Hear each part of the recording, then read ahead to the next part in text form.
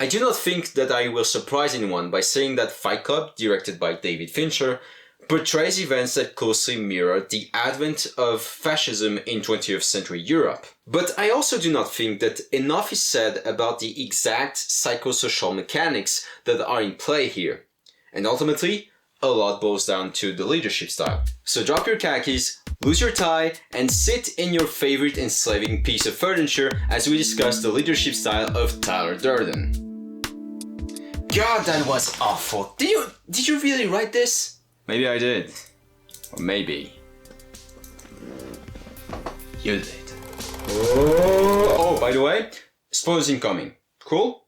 Cool. Okay, let's break the first two rules. The first rule of Fight Club is you do not talk. So, quick plot reminder. Fight Club stars our unnamed narrator who suffers from insomnia and tries to fill the hole in his life by filling his apartment with furniture. However, everything changes the day he meets Tyler Durden, a charming and extravagant man working for a soap company. The very same day, our protagonist goes back to his precious apartment, which he learns just got blown up. Having nowhere else to go, he calls Tyler and proceeds to have a few drinks with the man. They discuss the absurdities of the consumerist lifestyle, beat each other's senses for the fun of it, and become best roommates. Because what else will you do on a Friday night? Quickly, their fights, which have now become tradition, start attracting more and more men wanting to join in on the fun, which prompted them to move into a basement and create the conveniently named Fight Club. With time, Fight Club sees its ranks growing. Therefore, Tyler decides to take advantage of such an opportunity by giving out assignments to his own followers in order to attract even more people and promote the club's values outside of its boundaries. This tactic proves itself successful as the club keeps growing and looking more and more like an irregular army. Sensing that things are getting out of hand, our narrator tries to stop Tyler.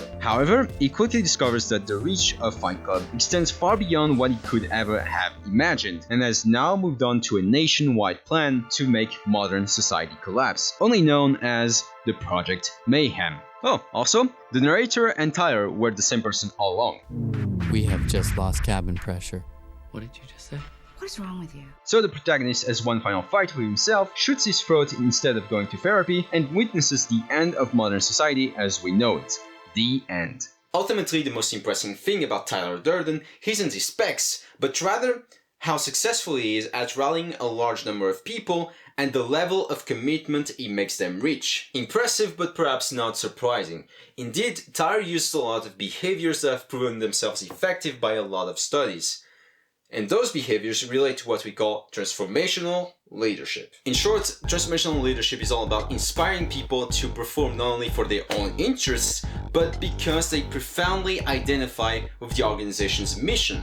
Traditionally, we can identify four components of transformational leadership. The first one is idealized influence, which could be translated to charisma. This is all about displaying behaviors that embody the organization's values and make them look desirable. In other words, being a role model. Perhaps the best example of this is Tyler's crumbling house. By living in there and making it the base of operations, Tyler embodies the free yourself of your possessions attitude that he speaks so often about. Things you own end up owning you.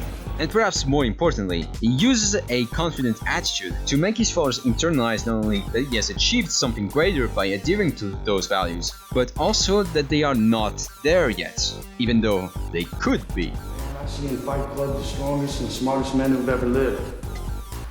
I see all this potential, and I see it squandered. Have you heard about the guy that invented this thing? Well, yeah, actually, I hear all kinds of things. yeah. Supposedly, he was born in a mental institution, and he sleeps only 1 hour a night. He's a great man. Do you know about Tyler Durden?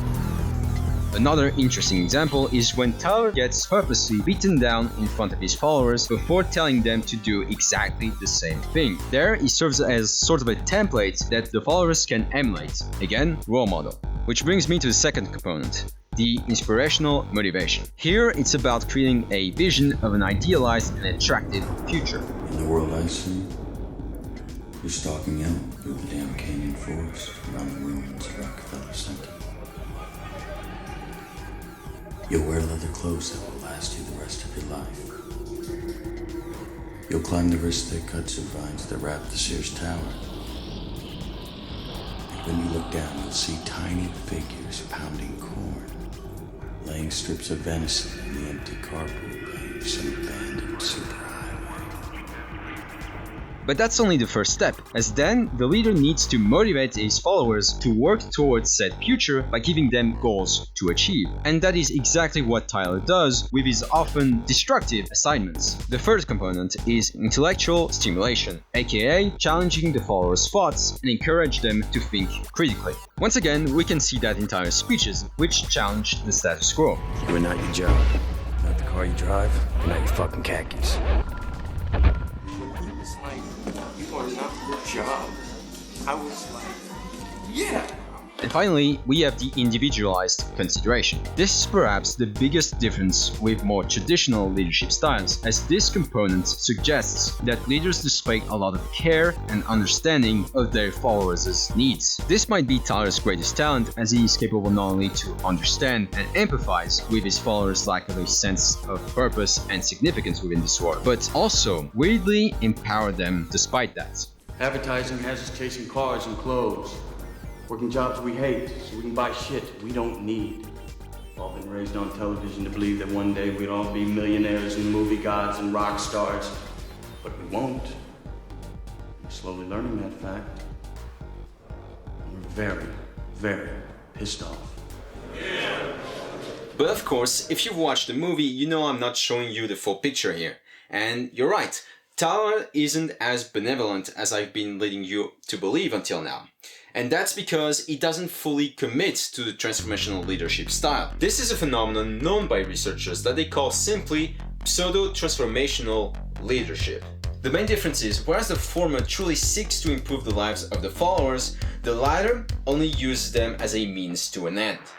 Let's review our four components again. Tyler's idealized influence appears as quite hypocritical and self-interested, as to achieve his vision, lives outside and inside of his group need to be sacrificed in order to reach it. When it comes to inspiring motivation, a full transformational leader will usually do so by being as transparent as possible. By opposition, a pseudo-one will use deception and hide information. This can be seen clearly at how Tyler treats the follower side of his personality, aka narrator. In this small example, Tyler explains the full nature of their current task only once they are fully engaged in it, making it much more difficult to turn around or argue with. Wait, what is this place?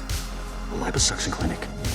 As I said before, intellectual stimulation is about encouraging critical thinking, and Tyler does it as long as the followers are not thinking critically about their own work. Remember the first rule of Project Mayhem? First rule of Project Mayhem is you do not ask questions. What are you talking about? It seems clear to me that such a rule exists to discourage criticism towards Tyler's plan. Pseudo-transformational leaders typically hide information like this or make the followers internalize that discussing opposite viewpoints is detrimental to their own security. You said if anyone ever interferes with Project Mayhem, even you, we gotta get his balls.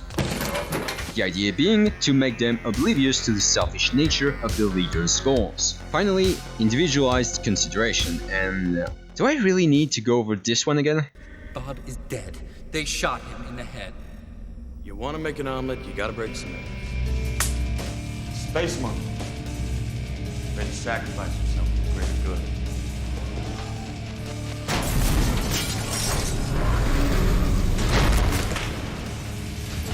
This is chemical burn. It's the greatest moment of your life, man. Shut up. You can run water over your hand to make it worse, or look at me. Or you can use vinegar to neutralize the burn. Please let me have it, please. First, you have to give up. First, you have to know, not fear. Know that someday you're gonna die.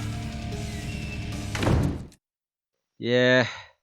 Perhaps fortunately though, in today's organizational setting, this type of leadership tends to have more counterproductive outcomes. Whereas full transformational leadership tends to increase levels of job satisfaction and loyalty coming from the followers, a pseudo-transformational one, in the other hand, tends to increase feelings of fear, job insecurity, and even limits creativity. The most tragic thing here is that transformational leadership can truly be beneficial for leaders, followers, and even society at large.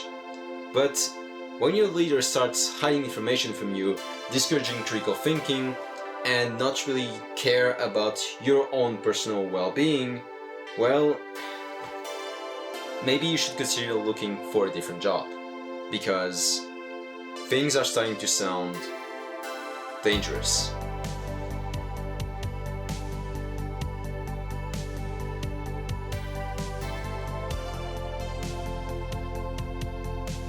Thank you very much for watching. Fight Club is one of my favorite movies of all time, so it's always a pleasure for me to find an excuse to watch it again. If you need any more details, you can find all references and academic papers used in the making of this video in the description below. And tell me in the comments whether you think about other movie leaders that you would like to see analyzed from that lens. That could be a lot of fun. But yeah, for now that's it, and I'll see you in the next one. Bye.